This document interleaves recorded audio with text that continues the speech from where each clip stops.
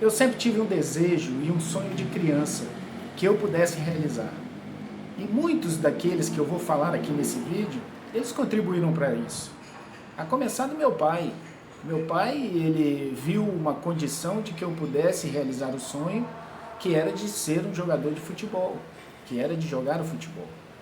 E no começo, ele mesmo me treinava. Meu pai foi o primeiro treinador que eu tive na minha carreira esportiva. Isso, com 8 anos de idade, eu já comecei a treinar com ele. Eu era, assim, um pouco acima do peso, ficava, às vezes, ocioso em casa e meu pai me pegava para poder treinar. A gente ia para as praças ali em Belo Horizonte, né? Ia para o clube, na época era o Country Club, e a gente pegava a bola, ele levava a bola de medicine ball, levava algumas toalhas para que eu pudesse fazer alguns abdominais, né? E era muito legal, era muito gostoso, tanto que até hoje eu não esqueci desse processo, dessa programação dele. E de repente ele me levou para fazer um teste no futebol de salão do Cruzeiro, e lá eu fiquei conhecendo um homem trabalhador, um abnegado com as coisas do clube, chamado Lincoln Alves. Esse foi meu segundo treinador, né? E ele me aprovou nesse seletivo, e eu fiquei durante 4 anos jogando futebol de salão. Fiquei até os 12 anos no futebol de salão. Depois eu fui transferido para o campo, e lá eu conheci outro grande treinador, um grande amigo, um paizão realmente, chamado Oswaldo Rossi. Ele que me começou a ensinar os primeiros passos no campo de grama. Então, para mim, foi a partir dos 12 anos, foi muito bom. E eu tenho uma gratidão muito grande por essas pessoas, né?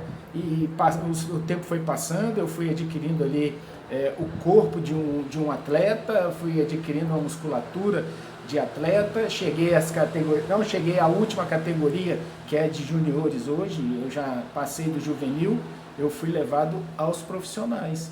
Isso mesmo, fui para os profissionais, e quando eu cheguei no time principal do Cruzeiro, quem estava lá como treinador era o Didi Folha Seca, da Copa do Mundo de 58. Eu já me sentia um privilegiado de ser treinado por um cara tão famoso, um cara tão especial, um verdadeiro líder naquela seleção, né, onde o Pelé começava. Então eu olhava para o Didi ali com 16 anos, e eu pegava e falava assim: meu Deus, olha só como o futebol é legal, como o futebol é bom. Eu tenho saudade desse tempo, onde o futebol era pensado dessa forma, era colocado dessa forma, né? Era muito legal.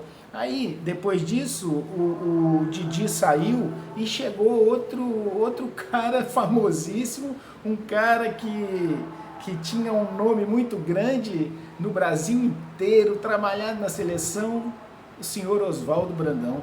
Foi meu treinador. O senhor Oswaldo Brandão, é como se eles estivessem passando o esmeril, sabe? É como eles estivessem dando ali, tirando os defeitos, trabalhando com paciência, né? E me dando a oportunidade. E quem ficava motivado com isso tudo era eu, né? Sem dúvida nenhuma era eu. Mas quem me lançou mesmo para jogar, que teve coragem de me lançar, foi o Ilstrick. O Ilstrick foi um goleiro que jogou até no Flamengo, né? E assim, ele era chamado de homão, né? Porque ele era um disciplinador, sabe? Ele era um disciplinador. E aí eu vou abrir um parênteses pelo seguinte: eu queria ver esses treinadores que eu falei, que eu estou assim agradecendo pela oportunidade que eles me deram, se trabalhassem hoje. Tem muita gente que ia tomar burdoada, tem muita gente aí que não ia ficar de mimimi não, sabe? O negócio está certo, que evoluiu e tudo, mas muito da minha disciplina, e olha que eu tinha uma dificuldade grande para entender aquele trabalho de disciplina. Mas o tempo foi passando, eu fui muito bem educado nessas categorias, e surgiu a oportunidade em 1983 de eu sair do Cruzeiro para o Palmeiras por empréstimo. E lá, como o líder, como treinador, como professor, estava também um outro super renomado, que era o Rubens Minelli. E ali eu tive a oportunidade de conviver naquele Palmeiras com o Rubens Minelli, que já tinha sido tricampeão, né? O tricampeonato foi com ele no Internacional, invicto e cheio de moral, mas de uma simplicidade, de um carinho tão grande com a gente. Então o Rubens Minelli também foi muito importante. Outros treinadores também de peso, que eu agradeço muito, foi o Carlos Gainetti. Quando eu fui jogar no Vitória da Bahia, Carlos Gainetti chegou lá, me recebeu também, um goleiro, né? Só que esses goleiros não se arriscavam muito comigo, de fazer treinamento comigo, né? E aí depois eu peguei o seu Mário Travalini também. Puxa vida, que escola, né? Maravilhosa para quem quer jogar futebol. E depois meu último treinador no Vitória foi o Abel Braga, que hoje é campeão do mundo, é campeão de tudo, trabalhou em Portugal. Então o Abel foi meu treinador lá no Vitória. A gente já tinha jogado no Cruzeiro lá antes, né, no início da minha carreira como atleta, e ele já estava quase encerrando, quase de pendurando para começar essa nova etapa vitoriosa da carreira dele de treinador, né? Então eu estou agradecendo isso aqui porque Evariste Macedo, meu treinador queridíssimo, um amigo que fiz dentro do futebol, sempre passando as coisas de uma maneira muito positiva. Ele foi meu treinador 2 vezes, ele me treinou no Bahia, me treinou também no Flamengo, super legal. E aí eu fui para o Internacional, né? E lá eu tive treinadores de peso. Eu tive, para começar, o Enio Andrade.